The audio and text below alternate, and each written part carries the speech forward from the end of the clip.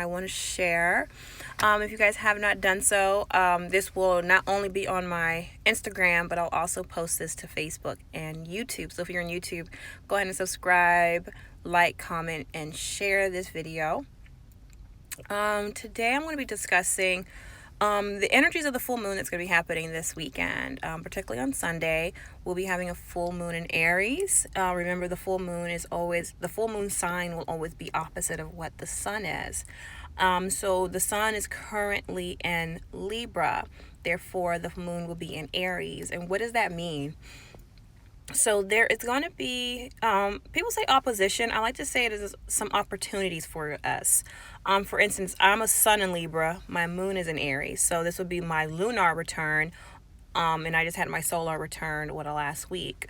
But within that, it's going to be lighting up an area for me that I have been not neglecting, but it hasn't been at the it's on the forefront of my mind on what I'm doing in my 10th house. However, I'm now in a position to light up some areas in my 4th house that I need to pay attention to this full moon cycle. So I want to talk to you guys briefly on what this energy is really talking about. It's about being assertive. So let's say it's lighting up your 1st house, right? Which Aries rules. You're being called to be assertive in how you stand for yourself and how you view yourself, your confidence in that matter. If it's in your 2nd house, you are being asked and charged and pushed to start something new, whether it's a new regime, what's the word I'm looking for? Regime.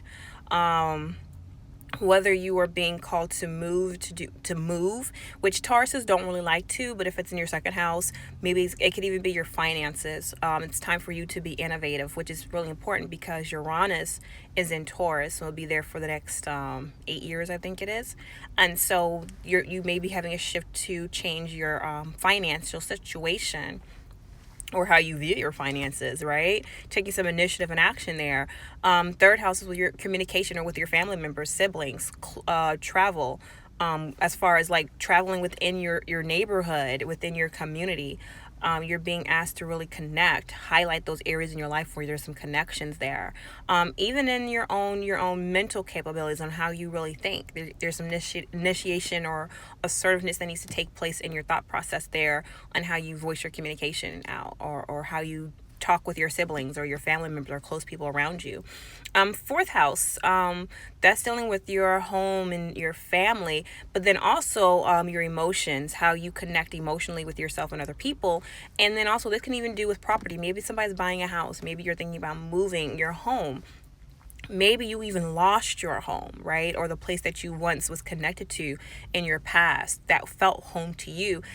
It's initiative of being to assert yourself in your family life, in your romantic life. Well, not so much your romantic life. I mean, it could deal with romance, but it's more so the connections you have on a intimate, but then also what's the word they use? Sentimental way. Sentiments. 5th house. Now this can deal with children. This can also deal with romance. It's time for you to be assertive and speak on what it is that you want. What do you truly want? And then now make some action towards getting that. They can even also be in your expressing. Maybe somebody has a career or wants to now go into acting, or showcasing their gifts. This is now your time to really maximize on this energy so that you can showcase those gifts that you have, to put yourself out there. Be inspiring. Be inspired and inspire. 6th house. This is now about your daily routines, your work routine, your any routines in your life, and then how you are service. How are things in service for you as much as you're in service of people? So with it being Aries, it's more so how are things servicing you? Does your current routine service you, or is your current routine keeping you back, holding you back, or do you need to change something up within that? Do you need to add a process, take away a process, integrate something? That is what your 6th house is really dealing with. Is it time for you to change your job? Is it time for you to find something that actually nurtures and services you. Seventh house. Now this is about your partnerships. This can be romantic and business partnerships, or just how you relate to other people. Are you so worried as a Libra, that happens sometimes, or seventh house energy is you put back your needs in for the needs of the group, for the needs of the other person. You need to also now assert yourself in your own personal needs, and making sure that the group aspect or the partnership or the relationship that you're in is feeling what you need as well. Just as much as you're giving to it, it needs to be giving back to you on an equal level. Maybe more. It just depends on how far you need to go in your Aries energy with this one. Eighth house people, this one's going to be affecting you and your psychosis. Where are you finding your confidence? What things are you trying to control that you need to possibly let go of, or to be more assertive in? And sometimes being assertive, maybe you need to be assertive in letting go of something. You need to release yourself and see the spiritual lesson that's coming out of some kind of, I don't want to say a catastrophe. It's something that's going to shake up in your house. And I think it deals more so with confidence with this full moon. Something within your confidence is being shaked up to your psyche, and you're being pushed or being urged to do a switch in how you initiate yourself in this particular area. This can even happen within sexuality. Do you need to speak up to your partners? Do you need to say, you know what, I'm into this? Okay, what is it that you need to really be assertive in, and examining your value and your worth when it comes to that. Ninth house, what areas in your belief systems that you stand on, your philosophies, have you changed your viewpoints? Was you once a Democrat, now you're a conservative? Maybe it can just be something as simple as it doesn't have to be political. It could be just something, the way you possibly view yourself and your worldview. What is it, and how does your worldview serve you? That's what I'm saying. How does your worldview serve you? Is it serving you, or is it disservicing you? Do you need to now take initiative and a step and assert yourself in a different way than once how you identified as? Okay, let's go into 10th house.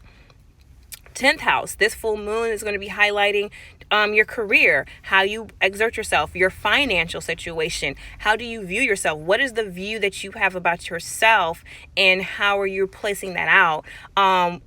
So maybe somebody's feeling a need to shift their career, making a new source of income. It can even be down to a structure. What structures are you implementing in your life? Do you need to implement? Do you need to take something away? Do you need to add? Is it servicing you? So this is still back to you. What you're putting out, is it service for you as well? 11th house people, if this is full moon's going to be looking into your 11th house, then you're highlighting your connections and the people that you relate to, your groups, your organizations. Is it time to join some new organizations? Is it time to reconnect? Are you feeling innovative as far as an idea? As whether it could be in technology, whether it's in some form of communication, maybe it's a book you need to be writing. Maybe you have some information that's pertinent that you need to get out, and you need to now release that information. And just connecting with different groups of people. So where do you need to connect, and what serves you as much as you're servicing yourself and identifying yourself within this group structure here? 12th house people. So this is going to be affecting your 12th house. This is really going to be highlighting down to your deep unconscious expressions, right? I think this is for a lot of people who are having 12th house energy or 12th house illuminating. It's illuminating your sense of self within the collective.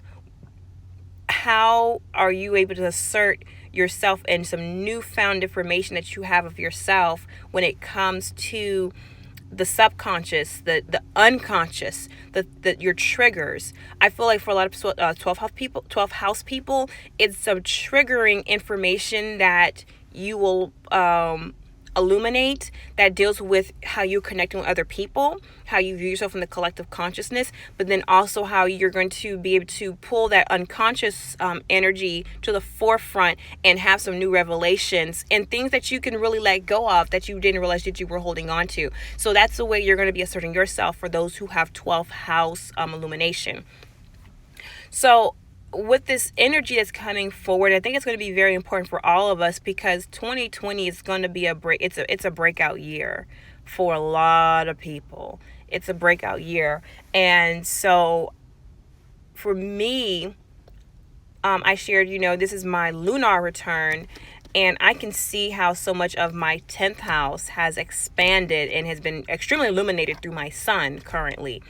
Because my sun is like the cusp of a 9th to 10th house. It's a 9th house, but it's definitely close to being a 10th house. But my moon is in my 4th house. But I can definitely see how I am illuminating, I'm shining bright in my 10th house, and how I wasn't ignoring my 4th house, but I can see now it's time to shift gears, or at least put some light to that area. So I just want to come and share with you guys about this moon, and how my viewpoints on it. I know I haven't been recording, and I'm gonna do another video about that shortly. But okay, guys, that is this moon energy that's coming in. Aries full moon, full effect this Sunday on the 13th of October. Talk to you guys later.